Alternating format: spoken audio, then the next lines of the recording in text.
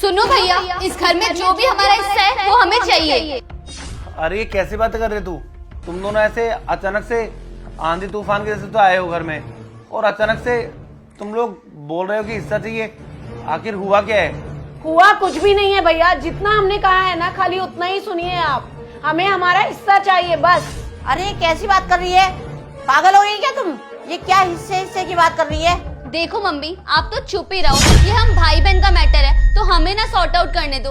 और भैया आप, हमने कह दिया मतलब कह दिया। हम दोनों बहनों का जो भी हिस्सा है ना इस घर में, वो चुपचाप आप हमें दे दो, वरना फिर हमें ना कोर्ट कचहरी का सहारा लेना पड़ेगा। यार मुझे ना एक बात समझ में नहीं आ रही है, आज तुम दोनों को हो क्या गया है, और आज तुम अचानक से हिस्सा मांगने के लिए क्यों आई हो? अरे जब मैंने तुम दोनों की शादी करी थी, ये देख पूरा हिसाब किताब लिखा हुआ तुम्हारा इसमें। 40 लाख रुपए तो छोटी मैंने तेरी शादी में, और 60 लाख रुपए तेरी शादी में लगाए थे मैंने। तुम दोनों की शादी के अंदर कितना पैसा लगाया मैंने? उस वक्त तो तुम लोग हिस्से की बात नहीं कर रहे थे, फिर ये अचानक से क्या हो गया तुम्हें? और अब मेरे पास में बचा ही क्या है यार? तुम दोनों की पढ़ाई लिखाई कराई मैंने अच्छी सी, तुम दोनों को अच्छा मैंने पार्लर का कोर्स करवाया है, और नहीं तो तुम्हें मैंने बुटीक खुलवाया। अब अगर उसके अंदर लॉस हो गया तो मेरी जिम्मेदारी थोड़ी ना है। अरे तुम्हारे हस्बैंड की मैंने कितनी देखभाल करी है, उनको 5-5 लाख रुपए मैंने अलग से दिए हैं, और फिर भी तुम लोग हिस्सा मांग रहे हो मुझसे। अरे लेते कि मेरे पास में बचा ही क्या है? एक घर है मेरे पास में बस। अब इस घर में भी अगर मैं तुम लोगों को हिस्सा दे दूंगा तो फिर मैं क्या करूंगा? कहाँ जाऊंगा मैं नेहा को कहाँ रखूंगा, और मम्मी को कहाँ पे रखूंगा मैं? अरे तुम लोग सोचो तो सही कुछ। पढ़ाई लिखाई करवा के कोई एहसान नहीं किया, और शादी कराना आपका फर्ज था, ठीक है ना भैया? आप ये मत भूलिए, ये सारे फर्ज आपको निभाने थे जो आपने निभाए हैं। और रही बात हिस्सा मांगने की, चाहे आप बर्बाद हो जाओ या आबाद रहो, हमें उससे कोई लेना देना नहीं। हमें हमारा हिस्सा चाहिए, मतलब चाहिए। एग्जैक्टली भैया, हम लोगों ने ना आपके बारे में सोचना बंद कर दिया है। हमारी शादी हो गई है, अब हमारी भी नई फैमिली है। अब आप लोग चाहे रोड पे रहो, धर्मशाला में रहो या कहीं भी रहो, हमें इस बात से कोई फर्क नहीं पड़ता। हमें हमारा हिस्सा दो और हमें फ्री करो। हे भगवान, मैंने कैसी बेटियों को जन्म दिया है। भाई के बारे में नहीं सोच रही, कुछ ही नहीं सोच रही। अरे पीर सासरे के बारे में तो सब सोचते हैं। अरे ऐसे दिन दिखाने से भगवान उठा तो क्यों नहीं लेता तू? मेरे को नहीं देखना ये बहन भाई लड़ रहे। और एक बात बताओ, तुम्हारे भाई ने कितने अच्छे घर में शादी करी है, किस बात की कमी है तुम्हारे पास जो हमें मांगने आ गई? शर्म नहीं आई तुम्हारे को ऐसी हरकत करते हुए? डूब मरो चलूबर पानी में। ऐसी तो बेटी नहीं होती तो ही सही था। मम्मी चुप रहो आप, और डूब के हमें नहीं भैया भाभी को मर जाना चाहिए चुल्लू भर पानी में। पूछो जरा इनसे क्या हरकतें की है इन्होंने। दीदी चुप करिए आप दोनों, बहुत देर हो गई आप दोनों को बकवास करते करते। अरे ऐसा भी क्या कर दिया हम दोनों ने जो आप इतना भला बुरा बोले जा रही है हम लोगों को? और एक बात ना हमेशा याद रखना, एक बार लड़की अगर मायके से हिस्सा ले लेती है ना तो उसका फिर वहाँ पर कोई रिश्ता नहीं रह जाता, कोई भाई भाभी नहीं रह जाते। अब ये आप लोगों को सोचना है क्या करना है आप लोगों को और क्या नहीं करना है। तुम्हारी भाभी ना बिल्कुल सही बोल रही है। अगर तुम दोनों को मायके से हिस्सा चाहिए ना तो हमेशा के लिए मायके को छोड़ना पड़ेगा, फिर तुम्हारे यहाँ पे कोई भी रिश्ता नहीं रह जाएगा। सही कह रहे हो भैया, हम लोगों का रिश्ता ना हिस्सा लेने के बाद मायके से टूट ही जाएगा। और आई थिंक भाभी का भी तो रिश्ता अपने मायके से टूट गया है, क्योंकि इन्होंने भी तो अभी यही हरकत की थी ना अपने भाई के साथ। देख भाई, मैंने आज तुझे मेरे घर में इसलिए बुलवाया है क्योंकि मुझे ना हमारे घर में मेरा हिस्सा चाहिए। क्या दीदी आपको हिस्सा चाहिए? लेकिन आपको हिस्सा क्यों चाहिए? अब हमने तो आपकी शादी भी करा दी, तो आप हिस्सा क्यों मांग रहे हो? देखो जी कितना शरीफ बन रहा है ये। देख मेरी बात ना कान खोलकर सुन ले, अगर तू राजी राजी हिस्सा नहीं देगा ना तो मुझे कोर्ट कचहरी का सहारा लेना पड़ेगा, फिर रोता डोलना इधर उधर। दीदी मैं आपको हिस्सा कैसे दूंगा? मेरे पास बस एक 60 गज का मकान है, उसमें मैं अपनी बीवी बच्चों के साथ रहता हूँ। अगर वो मकान भी मैं आपको दे दूंगा तो फिर मैं कहाँ पे रहूंगा? अरे रोड पे रहे चाहे तू कहीं पे भी रहे, हमें उससे कोई मतलब नहीं है। हमें बस प्रॉपर्टी में हिस्सा चाहिए तो चाहिए। और सुन मेरी बात, अगर तेरी बहन की शादी हो गई है तो इसका मतलब ये नहीं है कि ये हिस्सा नहीं मांगेगी।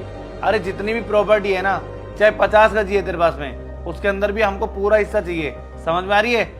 जीजा जी आपके पास इतना बड़ा मकान है, किस चीज की कमी है आपके पास? अरे पैसे हैं, गाड़ी है, फिर भी आप मेरे से हिस्सा मांग रहे हो। कम से कम थोड़ा सा तो रहम करो ना मेरे ऊपर। आपको पता है मैं छोटी मोटी नौकरी करके अपना घर चलाता हूँ, लेकिन आप फिर भी नहीं समझ रहे मुझे। ये तो आपकी गलत बात है ना। अरे फालतू का ड्रामा ना मेरे सामने मत करे, और ना हमें तेरी कोई भी बात सुननी है। हमें बस प्रॉपर्टी में हिस्सा चाहिए, और वो तो लेके रहेंगे हम, चाहे हमें कोर्ट कचहरी का सहारा ही क्यों ना लेना पड़े। नहीं नहीं जिया जी, आपको कोर्ट कचहरी जाने की कोई जरूरत नहीं है। मैं ना हंसी हंसी आपको हिस्सा दे दूंगा।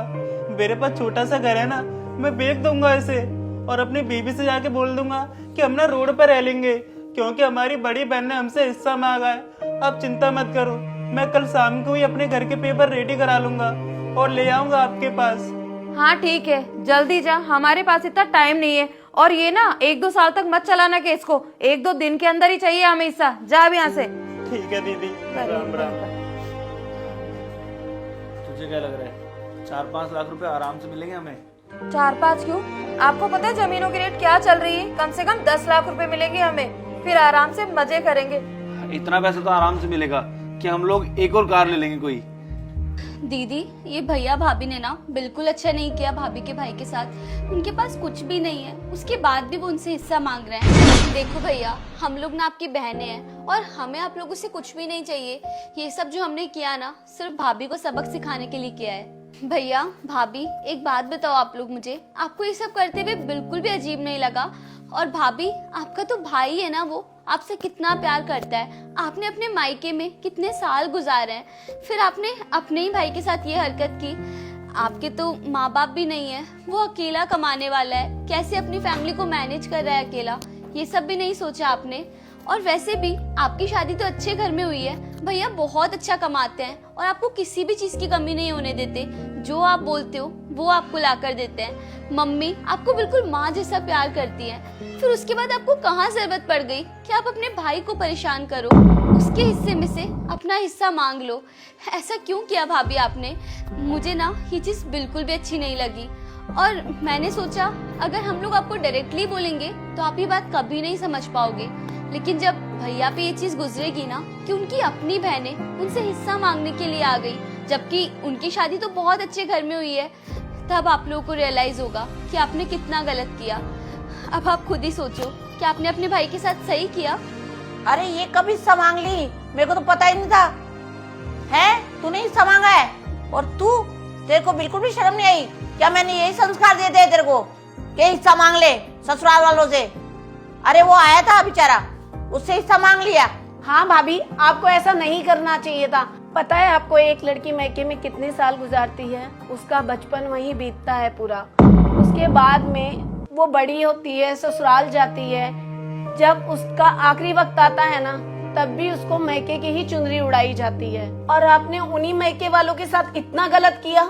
वही तो भाभी, अब आपके मायके में रह ही कौन गया है? सिर्फ आपका एक भाई है और उसकी उम्र भी अभी काफी छोटी है। कुछ टाइम पहले तो उसकी शादी हुई थी, कितनी जिम्मेदारियां हैं उसके सर के ऊपर। और जहाँ तक मुझे पता है आपके पियर में इतना पैसा भी नहीं है जो आप उससे हिस्सा मांगने के लिए चली गई। थोड़ा बहुत कुछ होगा उसके पास में तो उसको अपनी लाइफ जीने दो ना। अगर आपके पास यहाँ किसी चीज की कमी होती तो हम लोग मानते भी हैं, लेकिन आप अपनी जिंदगी अच्छे से जी रहे हो। भैया आपको सारी चीजें दिलाते हैं, आपके सारे शौक पूरे करते हैं, फिर भी आपने अपने ही भाई को परेशान किया। देखो भाभी, हम तो अपने भाई के बारे में कभी ऐसा नहीं सोच सकते। अगर हमारी शादी गरीब परिवार में भी होती ना, तब भी हम लोग ऐसी हरकत कभी नहीं कर सकते थे। अरे हमारे भैया है ये, इनकी खुशियों से बढ़कर कुछ नहीं है हमारे लिए। आप अपने ही भाई से हिस्सा कैसे मांग सकती हो? उसकी खुशियाँ कैसे छीन सकती हो भाभी? हाँ दीदी, आप दोनों ना एकदम सही कह रहे हो। मैंने मेरे भाई के साथ बहुत गलत किया जो उससे घर में हिस्सा मांग लिया। अरे केवल उसके पास 60 गज का मकान है और इतना कम पैसा कमाता है वो, लेकिन मैंने उसके बारे में एक बार भी नहीं सोचा। मैंने बस यही सोचा अगर मैं उससे हिस्सा ले लूंगी ना तो थोड़े बहुत पैसे आ जाएंगे ना, उससे हम लोगों का और भी अच्छा जीवन चल जाएगा। लेकिन कितनी मेहनत कर रहा है वो, मेरा खास भाई है।